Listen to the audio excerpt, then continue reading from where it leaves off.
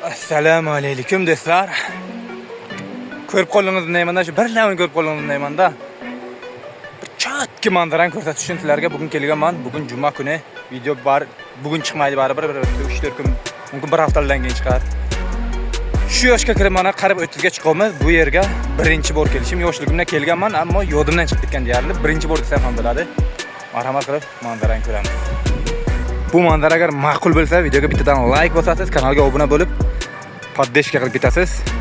Bilganingizdek bu Qiziljar qishlog'i, meni qishlog'im shu yerda o'sib, ulg'ayib, shu yerda ijod qilib va Vodiy Zarafshon, ya'ni yana bir nomdor bloger shu yerda biz bir qishloqdanmiz.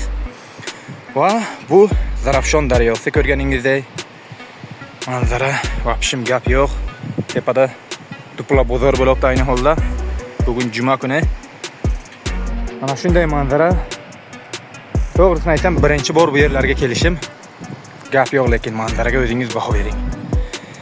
Bittadan like bosib, o'z fikringizni kommentariyaga yozib, kanalga obuna bo'lib, poddeşka qilib ketinglar do'stlar.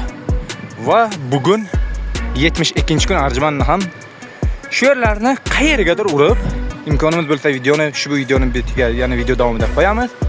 Bo'lmasa kanalga o'tsangiz, kanalda bo'ladi. Va oldingi videolarda yodingizda bo'lsa kelib olganman, mana shu yerlarda tros o'tgan. Mana bu bog'dan bu tomonga Bahodir o'tib qaytib bo'ladi. Yoshligimda o'tganman shu yerdan. Men u tomondan bu yoqqa kelib, mana bu bog'ga yurib aylanib, va bu bog'dan qaytib yana u tomonga o'tib ketganmiz. O'shaga do'stlar, bu Qiziljar qishlog'i. Daryo esa Zarafshon daryosi. Bunday manzarada yashash har kimga ham nasib qilavermaydi.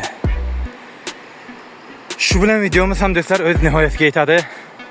Juda go'zal manzaralar, vapshim gap yo'q. Baho berish o'zingizga bog'liq. Kommentariyaga o'z fikrlaringizni yozing. Kanalda yangi bo'lsangiz obuna bo'lib qo'ying.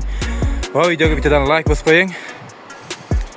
Shuncha yillar o'tib bu yerlardan endi kelib mana video qilib, vapshim boshqacha manzarada, vapshim bu taraf juda balandlik.